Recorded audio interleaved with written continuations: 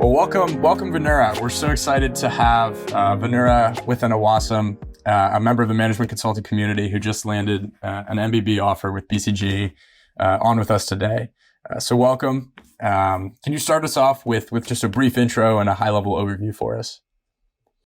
Yeah, for sure. Thanks for having me on the podcast. I've been a long-time listener, so it's great to be on. Just a quick background about me, I guess. I grew up in Minnesota.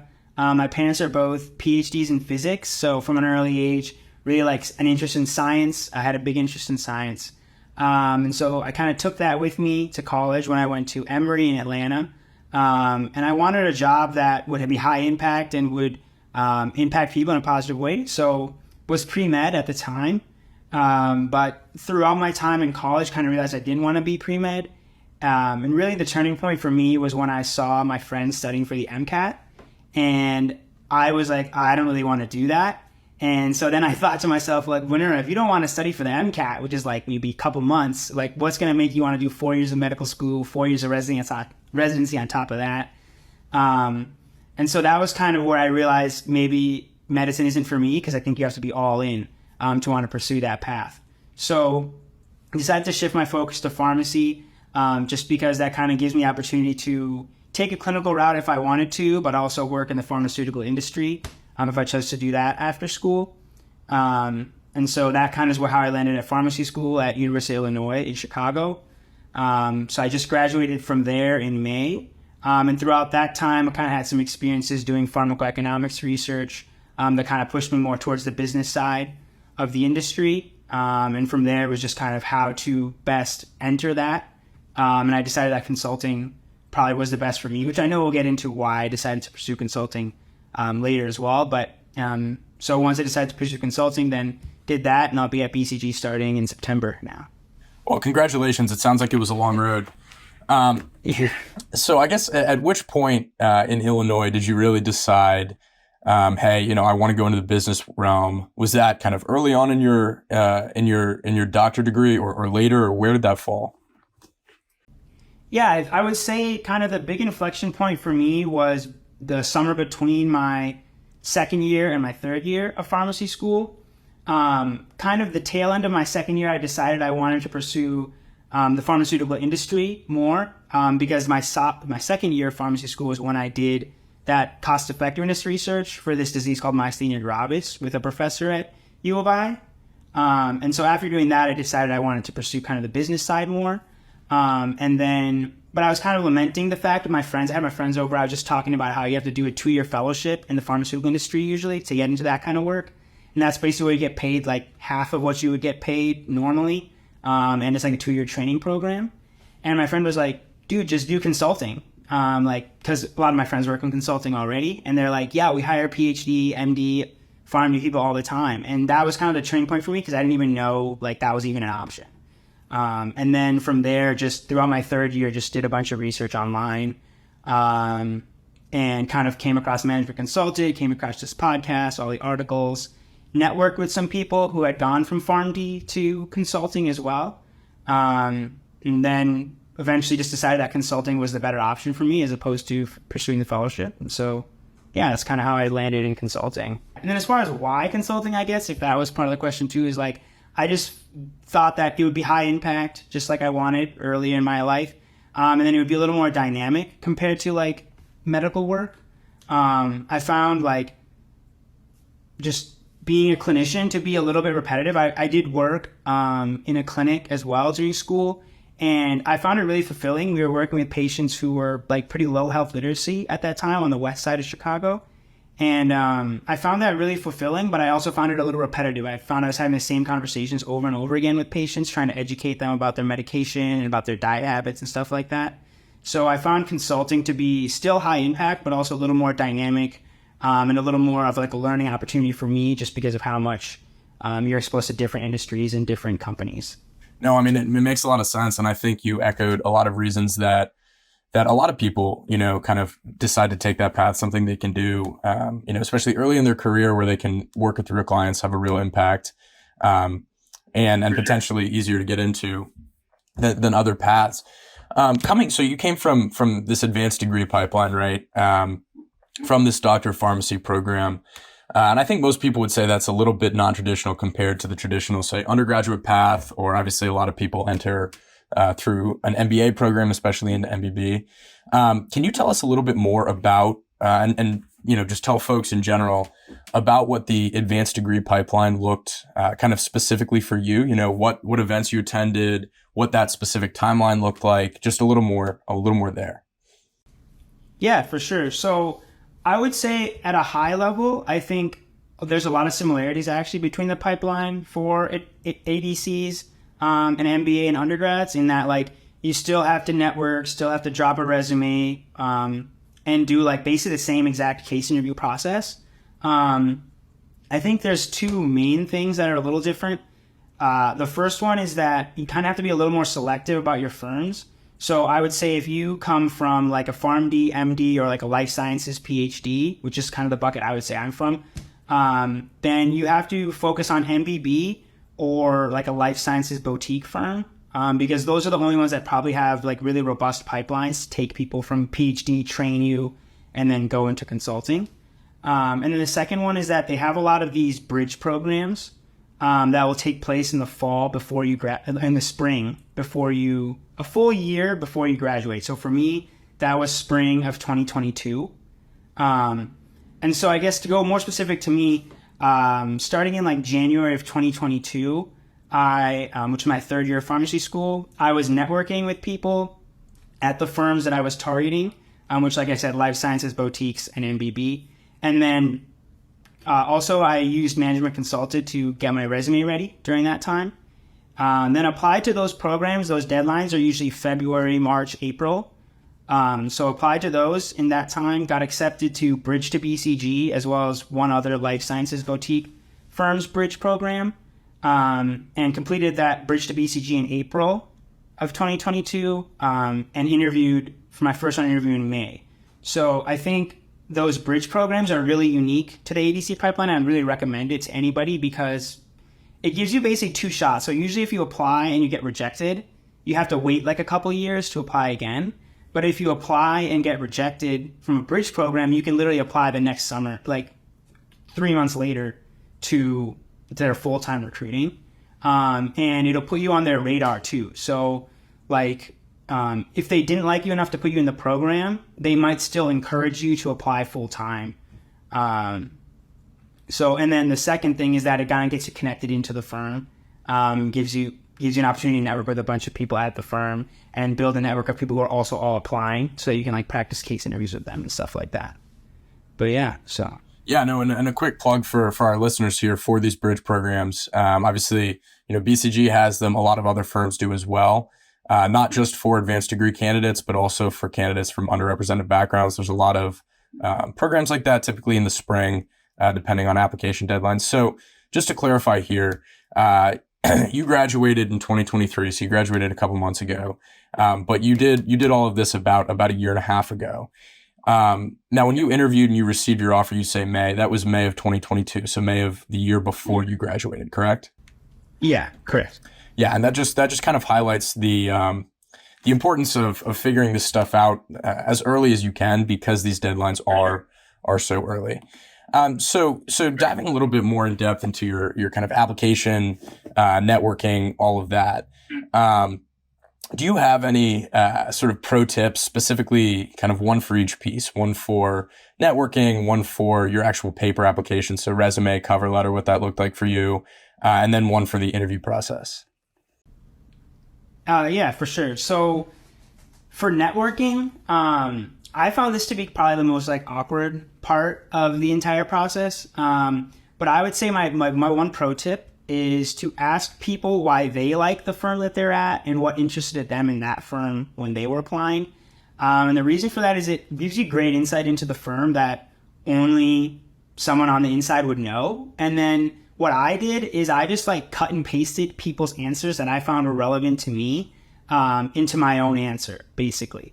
And I think that's great because, one, like if you talk to people who are of similar background of you, coming from PhDs or PharmD or MD, a lot of their stuff they say will probably be very pertinent to you.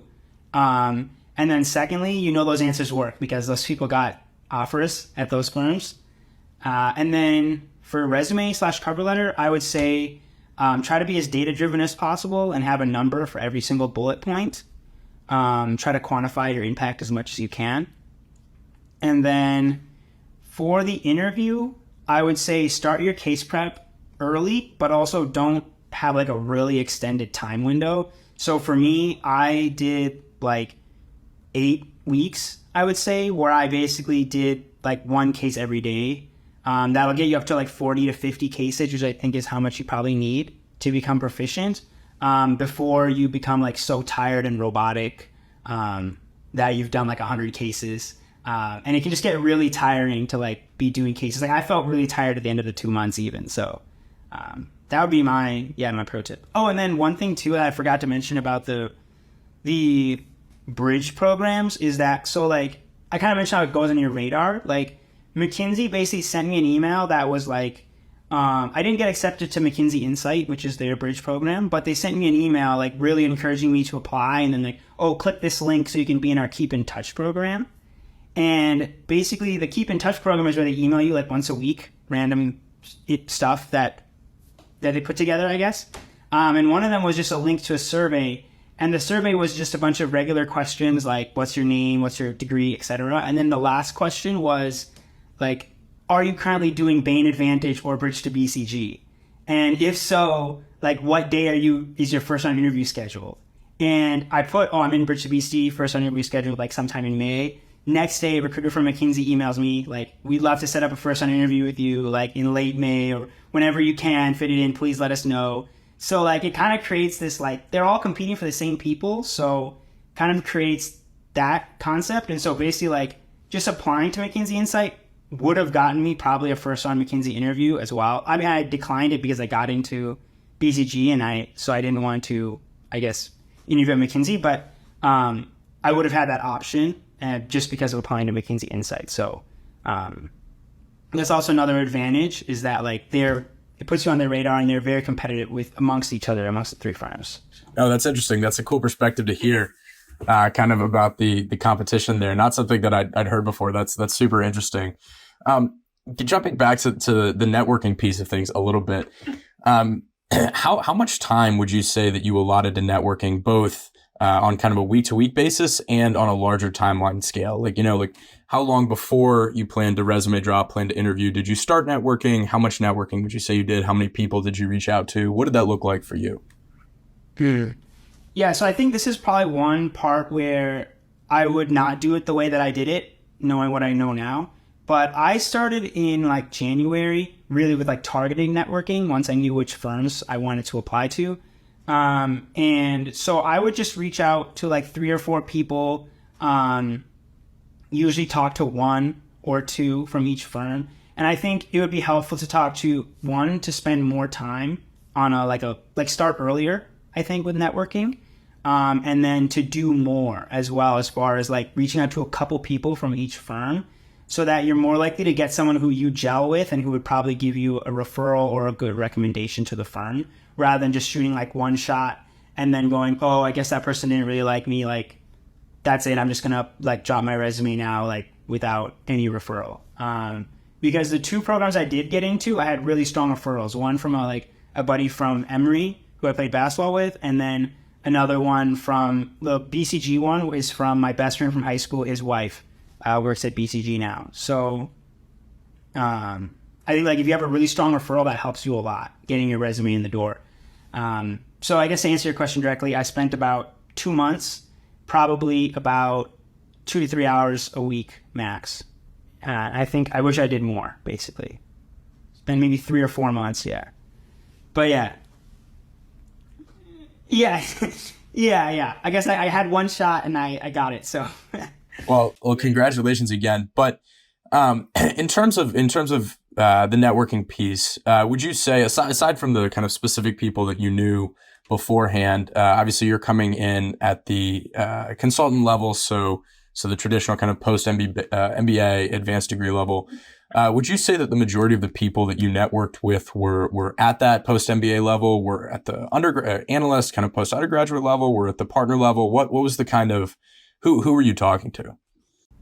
Yeah, I would say almost exclusively I talk to people who were from PharmD, PhD, or MD backgrounds and had started relatively recently at the firm, so probably still at the consultant level.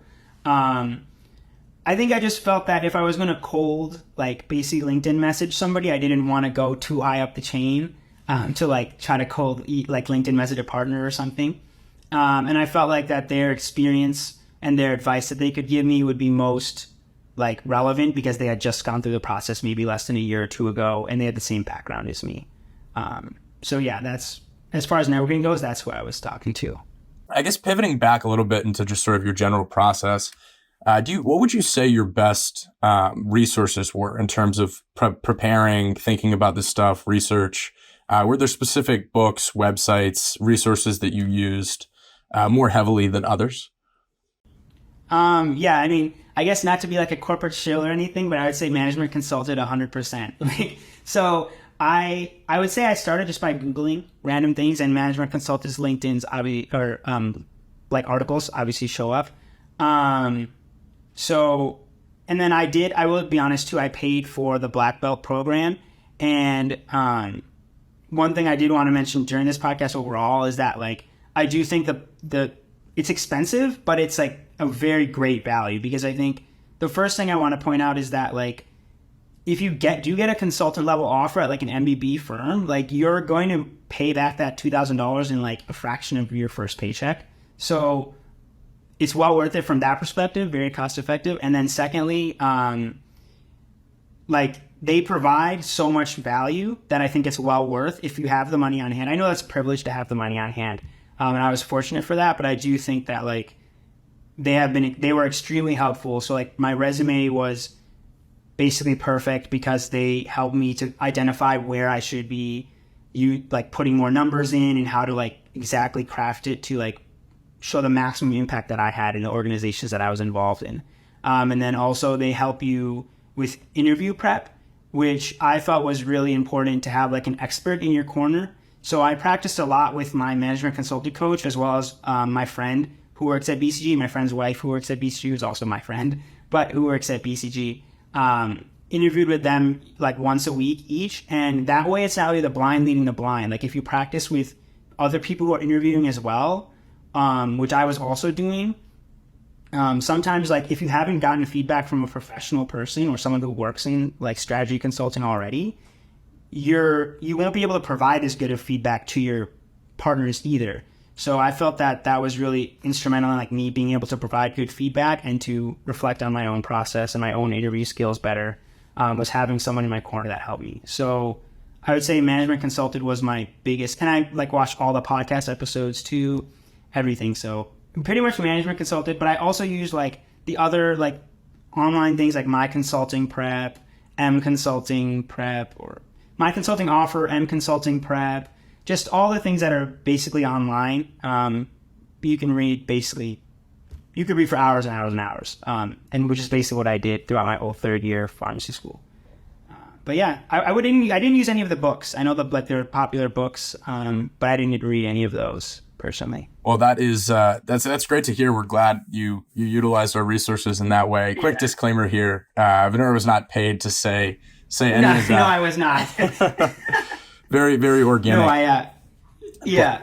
But yeah, just kind of more living proof that the program really does work. Obviously, 80% of black belt black belt participants receive at least one offer. So an effective program.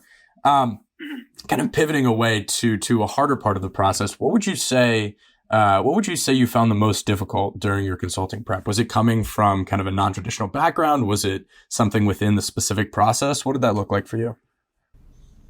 I would say the hardest part probably,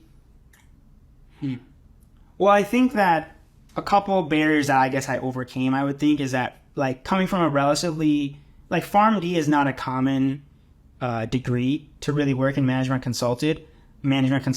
So I kind of overcame that. I think the biggest thing with that is that if you come from a non-traditional background or a non-target school, is in your education section of your resume, if you have like strong test scores or a really strong GPA, to include those and make sure they're right at the top, because I think what a lot of firms are doing with target schools is they're really just using a proxy for like the quality of the candidate. So if you can show that like you are smart or you're like a quick learner in other parts of your resume or in your education section, just in a different way than by having a target school name, I think that's really helpful.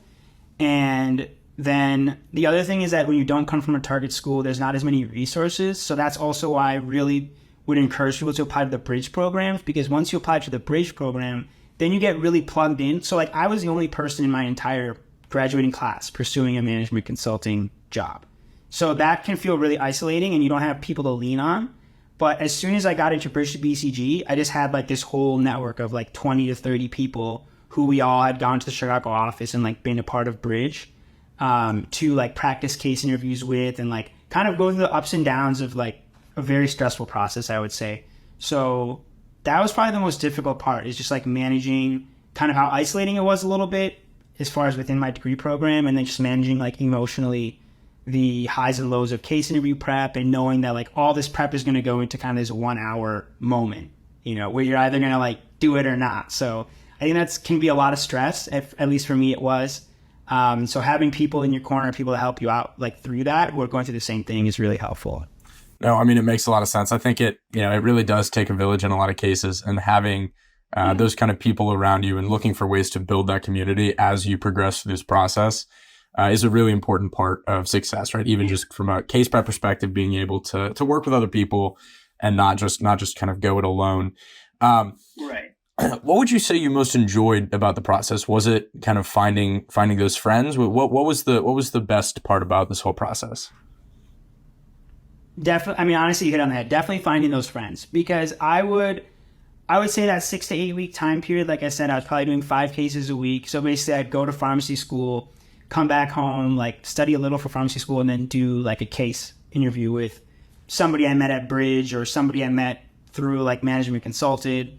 And just that community is so awesome because everyone's kind of going in the same direction, has the same aspirations. And like a lot of times we would, do the case. They give me a case, I give them a case that's like probably takes an hour 15 minutes tops. And then we'd stay on for like another 45 minutes just to like talk and chat. So I have a lot of friends that are still like, that I still connect with that are from there. And so that was definitely the best part of, I would say, doing, it's just meeting people and people at the firm too. Meeting people at BCG was awesome as well. So what are you most looking forward to about starting at BCG this fall? Obviously, you start fairly soon. What are you most excited for?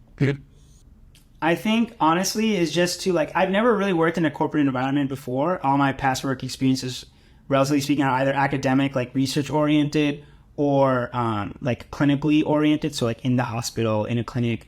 And so I'm just excited to like work in kind of a more corporate environment, do something that's so different from anything I've ever done before, and just like how much learning and growth I know I'm going to experience just by being in such a different situation. And then, like I said before, like meeting a bunch of like smart, driven, and really interesting people like through my work as well is probably the 2 things I'm really interested in doing at BCG. Well, I mean, it's an exciting road, and we here at MC are very excited for you. Pivoting a little bit before we let you off the hook here to something a little more fun. You mentioned in your resume that you're an avid kind of hiker and camper. I am as well. What is do you have a favorite hike or a favorite hike recently? What's a really memorable outdoor experience that you've had? Yeah, so this summer I actually just I did like the Mighty 5 road trip across like southern Utah. And that was super awesome. It's like basically just a bunch of red rocks, red canyons, like super amazing hiking. I would say my favorite one out of those 5 was Arches National Park, just because of how close you can get to like all the rock formations. And my favorite hike there was probably like, it's called Devil's Garden. And there's this arch called Pine Tree Arch, which is like a really big, probably like 30-foot tall arch. And it's kind of like a picture frame because through it you can see kind of just the plain lands and the other rock formations. And so it's kind of like it's like just a picture basically with a picture frame of those red rocks and the arches. And then another favorite one is like Torrey Pines State Park in San Diego. I think that's so cool. You just like hike up to vista points basically and just look out over the Pacific Ocean. It's really beautiful there as well. So yeah, those are I just love being outdoors though. But anything to get me outdoors, like in nature. Yeah. No, I mean, it sounds like it, and that sounds like you paint a beautiful picture with your description of that. No pun intended. Last question here. You mentioned that you've been to 22 countries and you have a 100-country goal. What has been your favorite country to visit, to spend time in? Any kind of memorable experiences from travel? Yeah, for sure. I think it's such a privilege to travel, and you can learn so much just from being around different cultures and different people. But I think my favorite place I've ever been is Thailand, probably. And like a funny story I have from Thailand is that me and my buddy who I was traveling with, we went to the full moon party it's on like the island. It's called Koh Phangan. And that island, there's really not that many good ways to like get around. So we rented scooters, like motorized little like bikes basically to go around. But the traffic is kind of crazy there. So we're like scootering around, and like this is the first time I've ever driven a scooter. So we're like scootering around. It's very hilly, like in this island. And we had met 2 other of our friends there. So we had 2 scooters, 4 of us. And so I had to drive the scooter with this one buddy I met who, little heavier guy, like really tall, heavier guy. And I don't know like how we made it up the hill, but like the scooter was like putting everything it had into it to go up the hill. So that was a really good time. And like Thailand is awesome. Food is cheap and super good. The people are so nice. It's beautiful there. Like I love nature, obviously, so it's beautiful there. But yeah, it was a really great time. No, again, sounds incredible. And very jealous of your experiences there. Well, anyway, that kind of wraps us up. But thank you so much for being on today. It's been really exciting to hear your story and to hear about kind of your journey from this non-traditional background. And congratulations on your offer. And we're excited to see what you do at BCG. Yeah, thank you so much. Thanks for having me. And I hope this was helpful to everyone who listens to the podcast. So.